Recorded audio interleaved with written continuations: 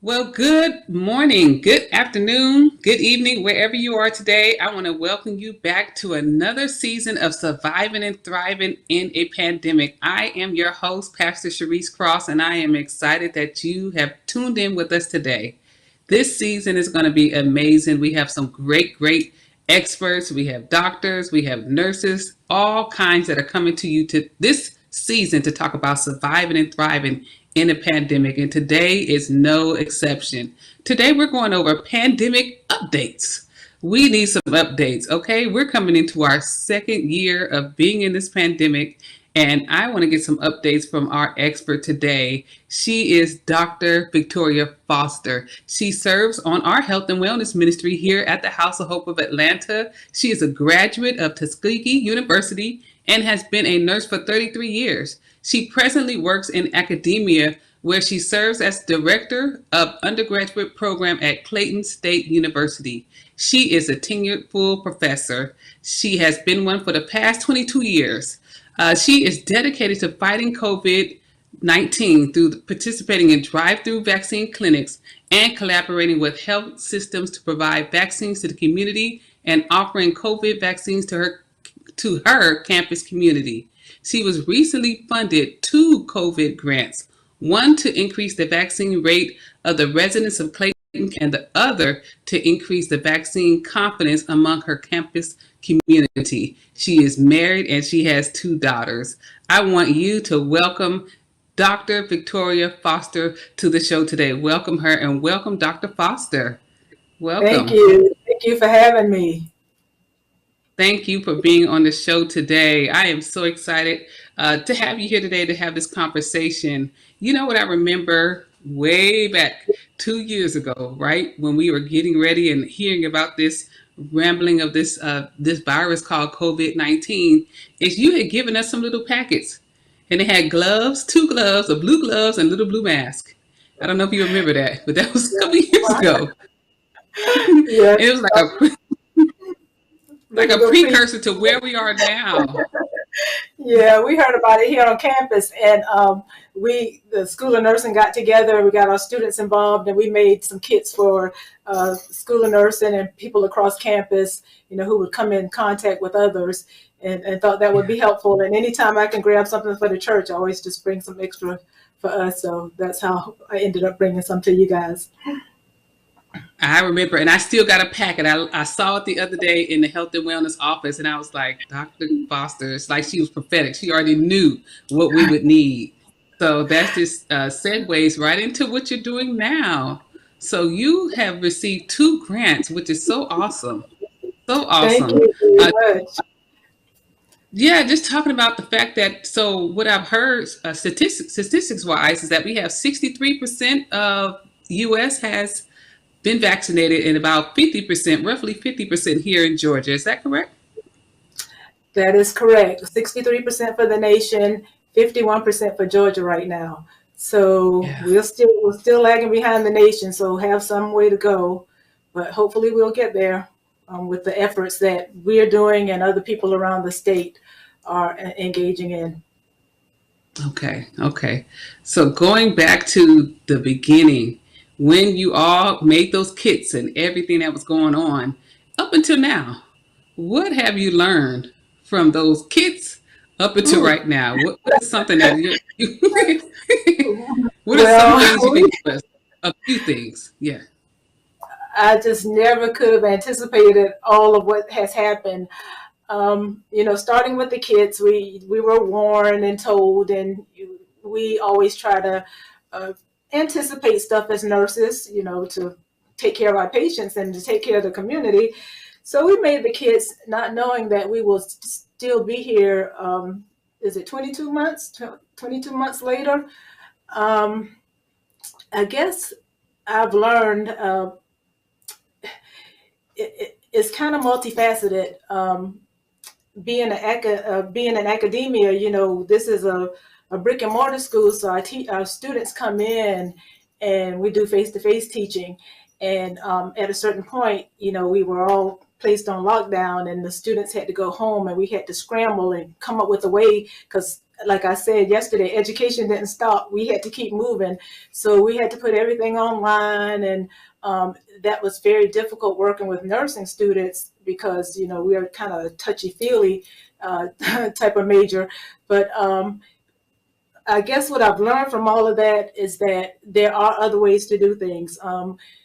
A lot of gas was saved because we were doing our meetings online, where we kind of drove everywhere. It's like driving all over the city sometimes in a day to get to this meeting or that meeting. But now we do a lot of stuff online. And so I think the pandemic has taught us a different way that we can. There are other methodologies to the madness that we create for ourselves. I guess for the vaccine and COVID, I've learned that we kind of have to be patient. I keep hearing all the complaints about the CDC, and they're telling us this and they're telling us that. But I guess we need to know that medicine is not an exact science. It is almost trial and error. So when they come out and tell us something, it's not that they're telling us something false when they change it a week later. It's just that science has discovered something else. So I think we just need to be a little bit more patient and tolerable and flexible with this whole COVID, whatever we want to call it, cascade or pandemic, because it affected the world. But I think those are the major two take-home points for me as far as COVID goes.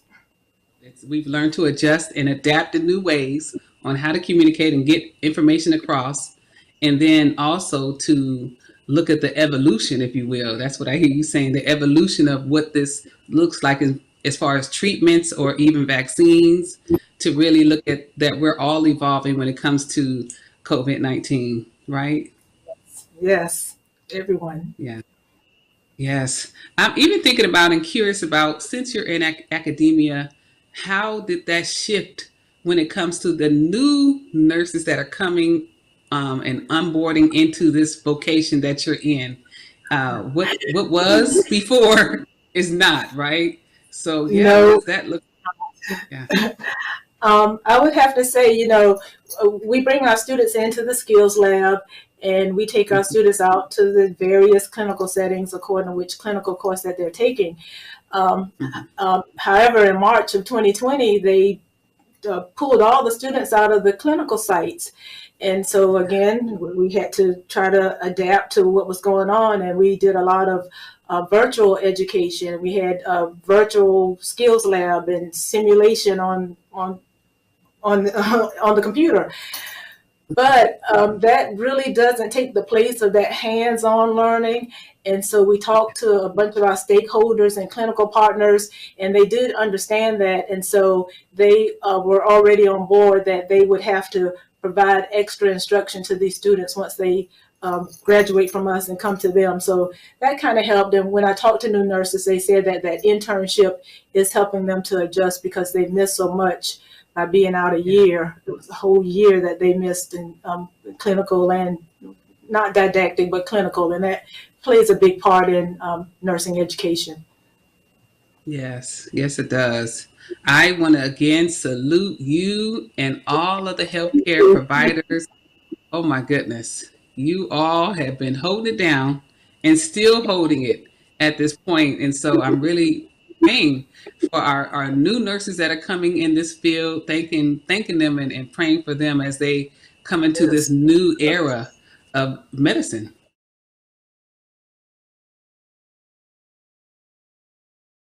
Okay, I keep on saying self-reflection, but it's true. This is what I really think.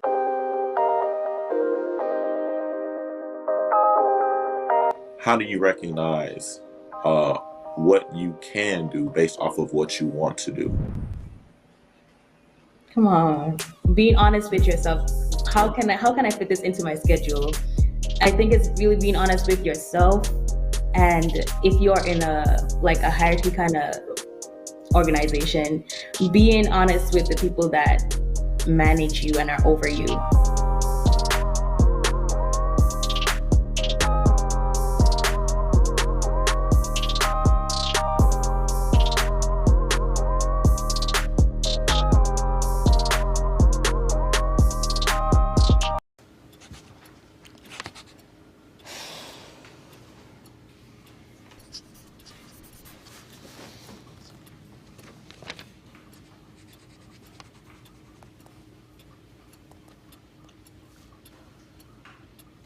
If you love them enough to relearn math so you can teach them math, then surely you'll check nhtsa.gov/the right seat to make sure they're correctly buckled in the back seat.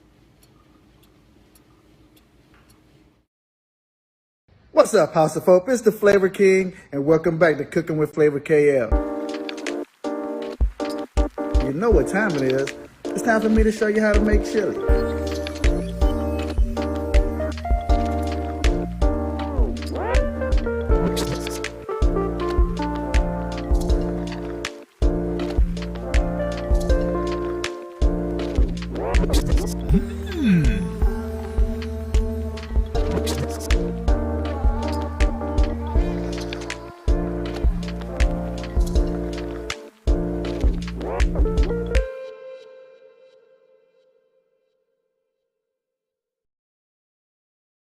I'm thinking about the grant that you received, and it was to increase the vaccine rate for residents in Clayton County. Talk a little bit more about that and what that's like.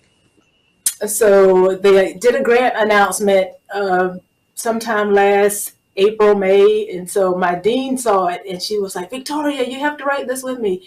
And so I said, "Okay." She's getting ready to retire, so I think she wanted to do something big before she left.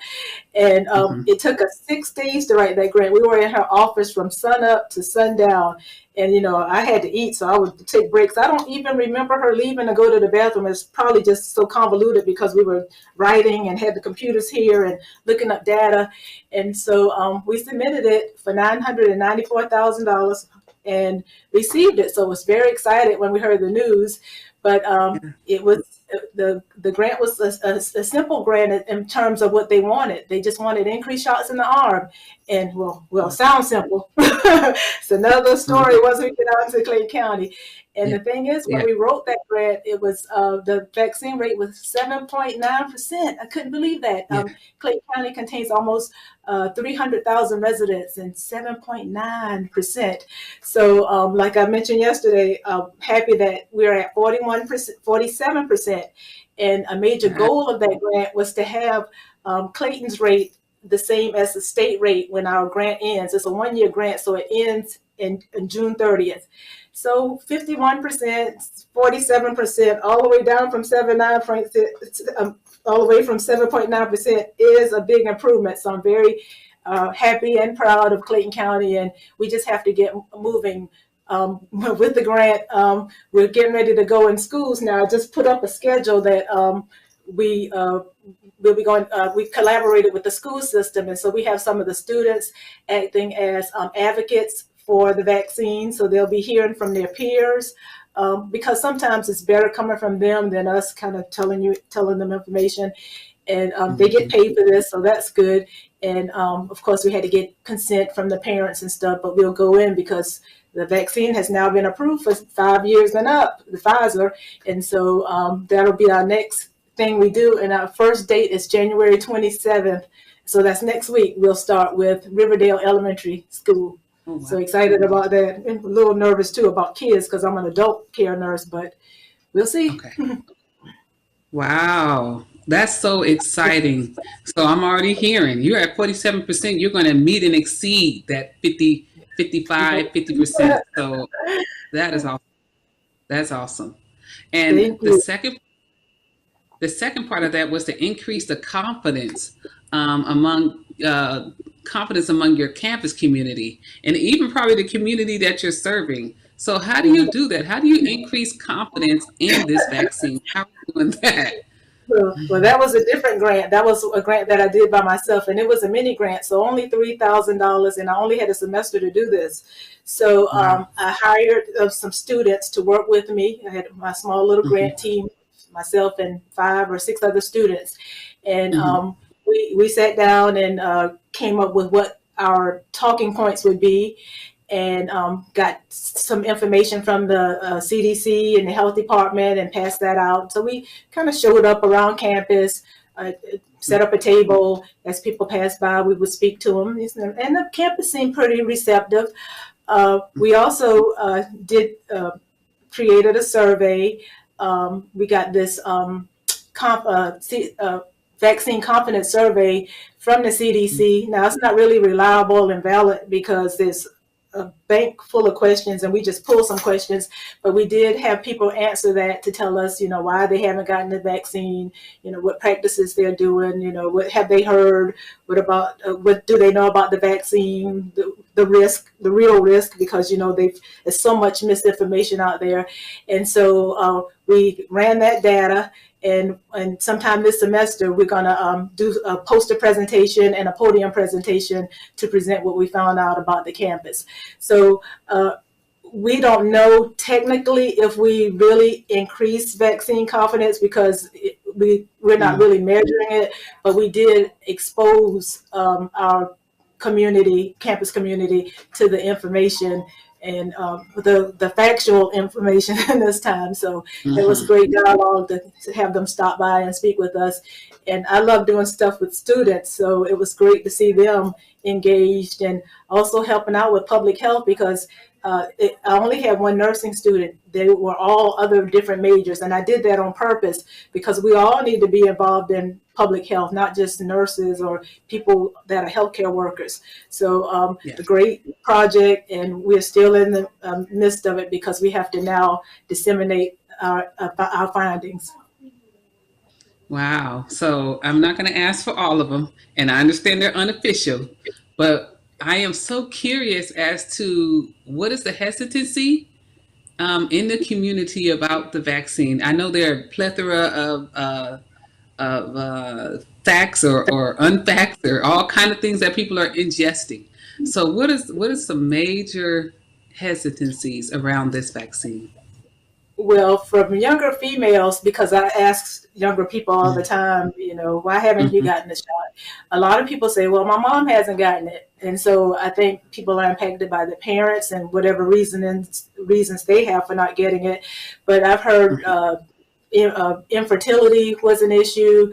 I don't know if you heard Nicki Minaj put out information about her cousin having his testicles swollen, Yes. and of course that took off, went viral. Yes. And then a younger person that was, I want to say 12. And can we clarify that? Can we clarify that the vaccine did not cause his testicles to be enlarged? Let me just clarify that, y'all. That wasn't the case. Fertility, none of that. I mean, we do have some risk associated with the vaccine, but the things that we hear out in the public aren't what they are. So people say it puts metal under your arm and the government can track you.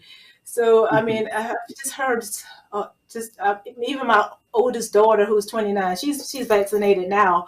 But last year, this time, she was saying, oh, I'm not getting that. Everybody's going to end up with a walking zombie and this and that. And I too, have had some hesitancy at the very beginning. I'm a Tuskegee grad. And so when I went to Tuskegee, I learned about the Tuskegee experiment. My parents never spoke about that in the house, so I never knew the government experimented on a whole county of African Americans. And so when I came back from nursing school, I didn't get the Hep B. It took me a while to get that. So it took me a while to get on board. But after I started seeing people dying, like there's been tremendous death, and it's all around us. And we could control this if we tried, most of us get vaccinated. I look at the hospitals where the numbers are increasing again with the Omicron variant, and people are dying. Kids are dying now, more so than ever before with the Delta variant. And with that information tells me that the benefits outweigh the risk. But getting that over to some people, I think by this point, it's almost like you have this camp. Some people have made up their minds; they're just not going to get it. Some are, ones who have gotten one shot. Maybe we can increase those numbers and have them come back and get their second shot. But we are trying to reach that middle point, people who still haven't decided.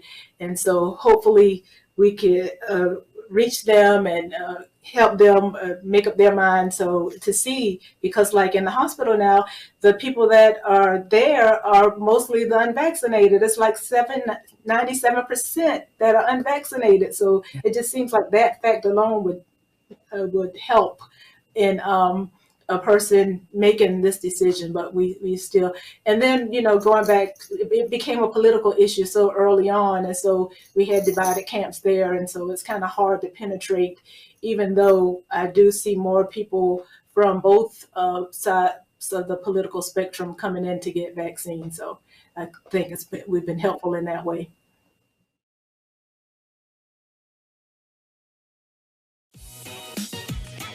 What's up, y'all? It's your boy Jermaine Dolly, Mr. Hello Dolly himself. And guess what? You're tuned in to Tea and Worship with my homies, Mignon and Corey. Keep it locked, y'all.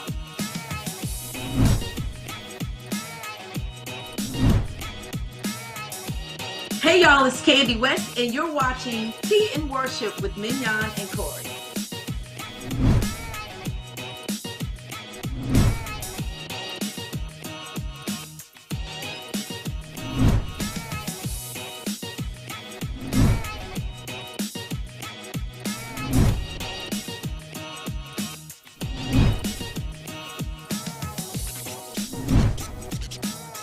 It's your boy James Fortune, and you are watching my favorite news show, Tea and Worship, with my sis Mignon and Corey.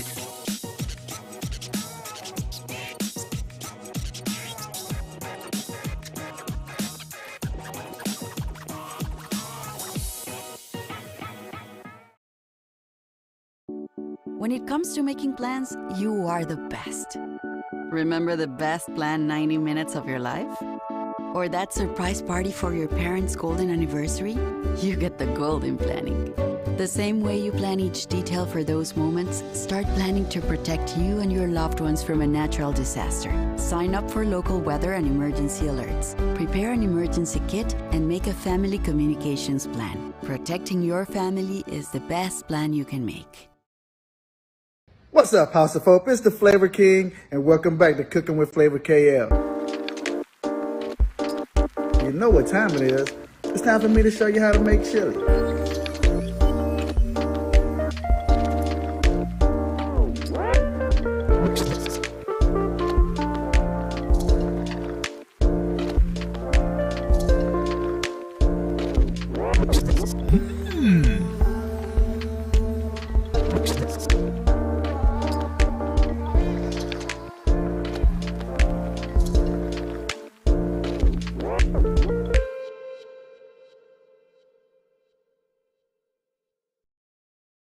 I'm thinking about two things when you were speaking. First, the fact that it has penetrated both sides of the political spectrum or wherever you are. And so I'm glad that people are really thinking and being critical about their care. I look at that positive part of it. And then people are trying to take agency over their care. Either they choose it or not. There's still an agency that they're trying to take. And we can continue to spread information, good, reliable information, like to let people know that if you get vaccinated, it's a higher chance of you surviving. So even though I know we're in this variant right now that seems milder for people who are vaccinated, it's still deadly for those who are not. Yes. And I'm even thinking about 2 years ago, like when someone got COVID, it was like a death sentence. And now it feels a little lighter, feels like we can survive. And so I don't know, am I being hopeful, or is that what's going on? I think that's what's going on. I'm always the optimist. I kind of think about AIDS and when AIDS came out and how it was a death sentence. I was a nursing student at the time and, working with AIDS patients. And then I went out to California after I graduated to work on an HIV floor. And so people were dying. But now Yeah. people take a pill. It's like a chronic illness, like somebody has diabetes or hypertension. And so they're living longer lives with it. So I just think eventually COVID, like I say, I hope we don't get into double Greek letters. We got to go to Omega from Omicron. But Yeah. I just think eventually it'll be a common cold type, like the flu, similar to the flu, and we just get vaccinated every year. That's what I'm kind of thinking. I just don't see us being without this after all this time. How do we eradicate this? So Right. again, it's still evolving. We don't know what's going to happen, and I'm just going to hope for the best and hope people I get am vaccinated. too. I am too. I've had a number of family members and even friends and associates who have had the Omicron variant, and they have had flu-like, cold-like, sinus-like symptoms. And so I'm praying they all get better, and a lot of them have recovered. But I'm thankful that they're not hospitalized and not on a ventilator, and that's been my prayer for all of them. And I hope that it slowly but surely, like you said, becomes like that common cold flu, and we just get that annual vaccination for that. So I want to leave with one last thought. I want to know, how is Dr. Victoria Foster taking care of herself? How are you teaching and talking with your nurses about taking care of yourselves in the midst of this? How are you guys taking care of yourselves? So it's a fine line we walk. We have the state rules, and this is a state institution, so we can't mandate masks and mandate vaccines.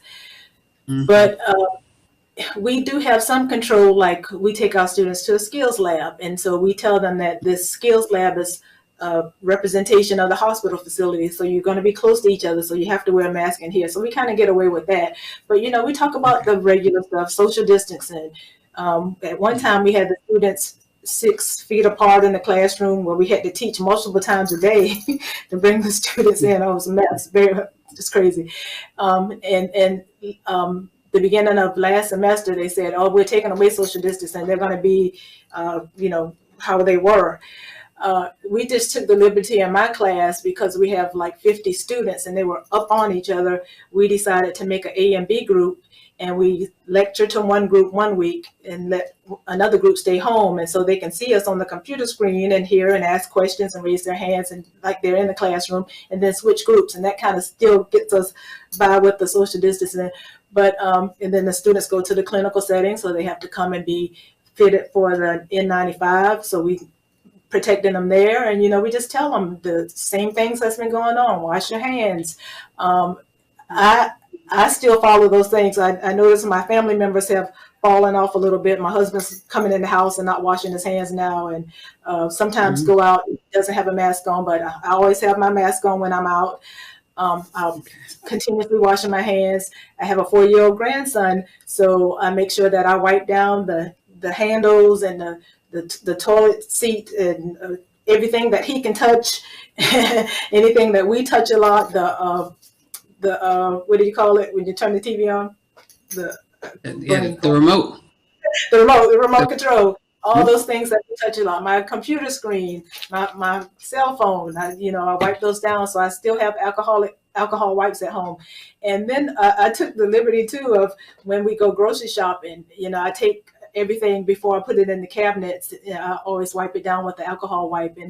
And I guess I've been lucky, but since we've been having to wear this mask and been doing this frequent hand washing, I haven't even had a cold during this time. So I'm sure there are other people like me. So been doing okay, just trying to maneuver all these external variables around me with the students and getting them here. And some sites say you can't send this many, you can't send that, and so trying to just know what each site wants and trying to juggle those balls. But I guess I've been pretty okay. I'm really tired of all of this. Everybody's overwhelmed and just mentally tired and ready to go back to normal. But we really don't know what normal is going to be. So we just have to wait this out and, try to do all we can to stay safe and keep our family members safe and our church family safe, and try to get through this together. We're in it as a world together. So we just have to Yeah. kind of support each other and make it.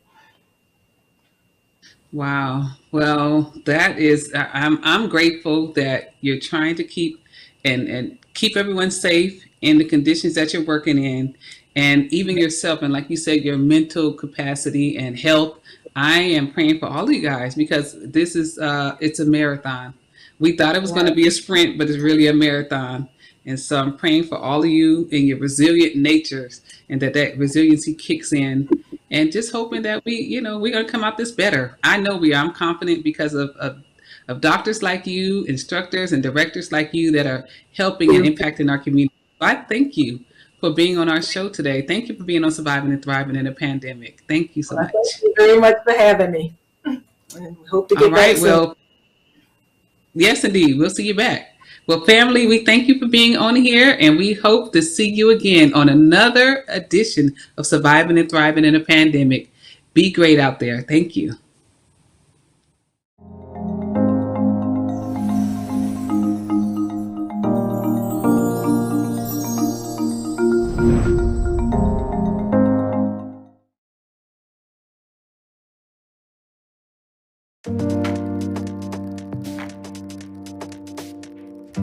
Forgiveness does not mean free reign, because we don't want to be reckless in that. We want to be strategic and intentional with our forgiveness, which is why this direction sense of forgiveness is very important when you talk about the psychology of forgiveness, because sometimes people will exploit your willingness to forgive if you don't necessarily have it set up in such a way where it doesn't blindside you when people sometimes could just be people.